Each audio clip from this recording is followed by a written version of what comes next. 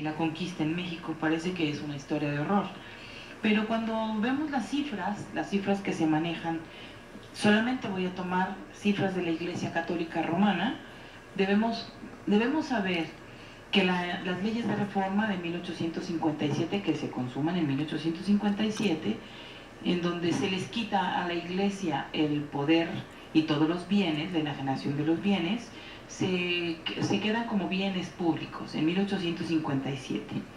Haciendo un análisis de 1857, las mujeres avanzamos poco y logramos poco, porque fue casi 100 años después, en 1953, cuando las mujeres logramos alcanzar el derecho a votar y ser votadas.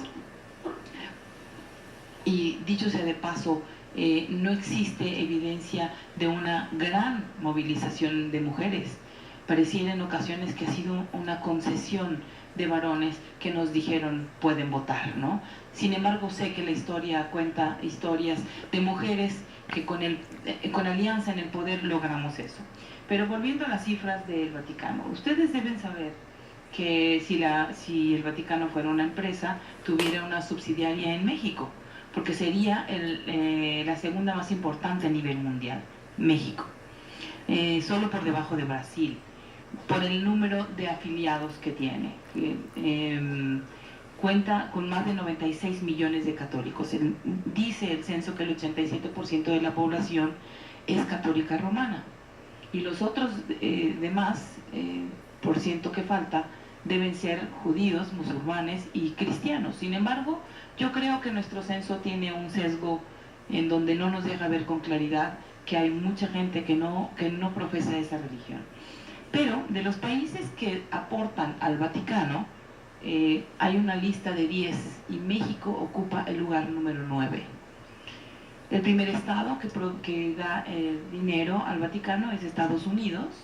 Por eso el conflicto en los años 90 por la pederastia redujo mucho el dinero que llegó al Vaticano, pero ya se recuperaron. El número 2 es Italia, el número 3 es Alemania, el número 4 es Francia, el número 5 es España, el número 6 es Irlanda, el número 7 es Canadá, el 8 es Corea, el 9 es México y el 10º es Australia.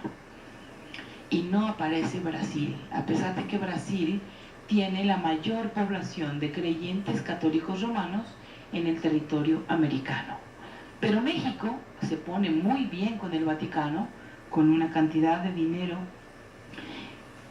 que no es transparente, que no vamos a saber qué cantidad. Y creo que ahí me podría detener para decir que nosotras como mujeres tendríamos que seguir empujando las políticas de transparencia y de rendición de cuentas de todas las instituciones que reciben, administran y ejercen poder sobre bienes públicos. Debo recordarles que después de que en 1857 Juárez logra quitarles todos los bienes, las leyes posteriores se las regresaron.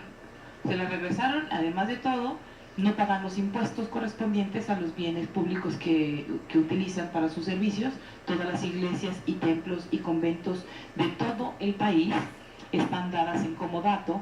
Los impuestos los paga el Estado, las restauraciones las paga el Estado, y lo único que ellos deberían, en ocasiones hacen, es pagar los servicios que son luz, agua, teléfono y todos los demás, ¿no? Ningún religioso rinde cuentas del dinero que recibe, ni el origen ni el fin. Dicen por ahí, dicen las malas lenguas, que los grandes asesinatos de los obispos de Jalisco tienen que ver con el manejo de recursos del narcotráfico, pero no hay manera de demostrarlo, ¿no? Debo contarles que esta obligación de las iglesias de los estados por darle dinero al Vaticano no está regulada y no pasa por las finanzas públicas. Nadie puede ni nadie da información sobre la recaudación. Tampoco están obligados, bueno, deberían estar obligados por conciencia a cumplir con todas las leyes laborales. Sin embargo, a la gente que trabaja para los religiosas y religiosos normalmente no tienen garantías laborales, como un contrato, no tienen derecho a vacaciones, no se jubilan, no se pensionan, en fin, es una serie de violaciones. Así es que yo, regresando al tema de los derechos humanos, debemos decir que después de las leyes de reforma en México, la gran irrupción de los derechos en México, y México se la pasó firmando todos los convenios y tratados internacionales porque parecía ser que era muy lindo, sin pensar en las consecuencias. Y yo les digo a ustedes, a pesar de una reforma constitucional en el 2011, los derechos están consagrados en los textos, y les preguntaría a los hombres y las mujeres de aquí, ¿consideramos que nuestros derechos son garantizados, están siendo garantizados? Se los preguntaría. Considero que de ninguna manera. Los tenemos garantizados constitucionalmente, ahí están escritos en la Constitución.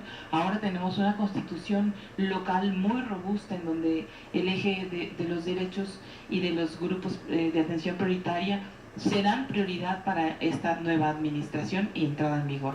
Sin embargo, es solamente una letra que solo cobra vida y cobrará vida. Sí, solo ahí. Sí, solo sí. Que no me pegue mucho el micrófono, eso dice en mi papelito. Solo cobrará vida cuando la sociedad despierte, cuando la sociedad exija sus derechos y cuando la sociedad sale a la calle. Por todas las esquinas de este país hay manifestaciones, y eso habla de un pueblo que está harto de la injusticia, de la desigualdad, de que no se cumplan las leyes, de que no se cumpla la letra que hemos consagrado en tantos documentos. Hace un par de días hablábamos, Loli y yo, de la urgente necesidad de la secularización de nuestro lenguaje. Si leemos la Constitución, estamos escuchando un lenguaje que obtuvimos del ámbito religioso. Consagramos, celebramos, instituimos. Ese tipo de palabras son un lenguaje religioso. Y yo les debo decir, la Iglesia nos lleva ventaja porque ellos han secularizado su discurso. Ahora hablan de dignidad. La dignidad de los derechos humanos es distinta a la dignidad de la que habla el ámbito religioso. Para la dignidad de los derechos humanos todos somos iguales, y por esa dignidad somos considerados personas y agentes de derechos. Para la dignidad de los religiosos solo consideran dignos aquellos que cumplen con los mandamientos, y Dios está de su lado. Y para eso se necesita cumplir un dogma. Cuando hablamos de igualdad dentro de los derechos humanos, es distinto a cuando hablamos de igualdad dentro del ámbito religioso. La igualdad en el ámbito religioso es que hombres y mujeres Dios los creó. Eso es un principio, ¿no? No nacimos de una generación espontánea, no nacimos de un vientre de una madre, no nacimos en un estado. Para la religión, para todas las religiones, hemos nacido de un Dios. Dios nos imaginó y nos puso aquí. Por lo tanto, el único que te puede dar esa dignidad es aquel que te creó, para el ámbito religioso.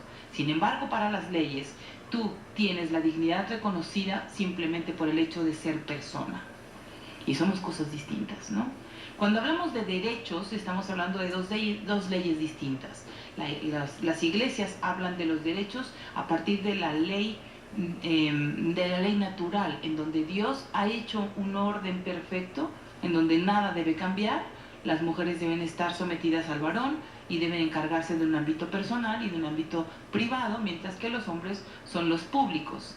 Eso está dentro de su ley natural, y toda la armonía social se consagra, se preserva, sí, solo sí, nadie se sale de la foto y todos cumplen con su papel. Y esos derechos son distintos a los derechos humanos, en donde hombres y mujeres debemos y podemos y tenemos la posibilidad de ejercer las mismas funciones y debemos aspirar a los mismos derechos. Entonces hablamos de cosas muy distintas. Quisiera solamente comentarles, ya por último, que hay cosas muy puntuales que a las mujeres nos afecta, y que el Estado laico en donde el Estado laico es la única, pareciera ser la única barca que podría mantener las cosas para que nosotras siguiéramos transitando. Esa división de el poder del Estado del poder de la Iglesia. La Iglesia solamente tiene un poder imaginario, un poder, no es un poder real, porque las promesas siempre son para el más allá, mientras que el Estado debe garantizar y cumplir las promesas aquí. Entonces, si mezclamos estas dos promesas, el Estado pareciera ser que su promesa podría ser en el más allá. A veces pareciera que así es. Eso no los prometen, ¿no? Hay 5 cositas. El acceso a la justicia, por supuesto, a las mujeres nos han quedado a deber. La armonización legislativa. Ojalá las mujeres pudiéramos hablar de nuestros temas y ponernos de acuerdo para que todas tuviéramos y pudiéramos aspirar a los mismos derechos en cualquier rincón de este país. Pero no es lo mismo ser una mujer indígena, o ser una mujer lesbiana, o ser una mujer que vive en la ciudad, a una mujer que vive en la provincia o que vive en una comunidad rural. La justicia debe alcanzarnos para todas y para todos, independientemente de las relaciones que tiene el Estado con la Iglesia. Debemos aspirar a políticas públicas que garanticen la igualdad constitucional. Debemos aspirar a una educación laica que está consagrada en nuestra Constitución, aspirar a programas de salud, alimentación, combatir la discriminación, apostar a programas de vivienda y al cuidado de nuestro medio ambiente. Me parece que a veces hablamos de la laicidad como si estuviera en muchas partes de la Constitución. Debo decirles que la palabra laica está solamente en 2 artículos de nuestra Constitución y la palabra laico en 2 artículos de la Constitución, y solamente mencionado sin describir a qué se refiere con esa palabra. Sin embargo, este poder, que se llama laicidad, no es un poder que esté consagrado necesariamente en las leyes, sino es el derecho que tenemos todas y todos de defender nuestra manera de pensar y nuestras creencias o no. Y el Estado debería garantizarlos. Muchísimas gracias. Y qué barbaridad, nos deja frías con estos números. Cómo es que ha entrado la religión católica a la mente no solamente de los hombres, sino de las mujeres principalmente, y cómo las va violentando, cómo las va llevando a un estado en donde no tienen ni voz ni voto. Y ahora, con las nuevas religiones que están llegando a las comunidades, se están acabando además con las tradiciones y costumbres. No solamente con la persona, con la mujer que tiene que aguantar al marido y esperar lo que ella diga, y lo que él diga, perdón, sino que también romper todas sus ligas con las tradiciones y costumbres. Eso sí, la verdad, la igualdad y justicia me parece justo de estas 2 palabras, que son las que nos hacen falta, y espero que lleguemos a un buen puerto con esto. Bueno, ahora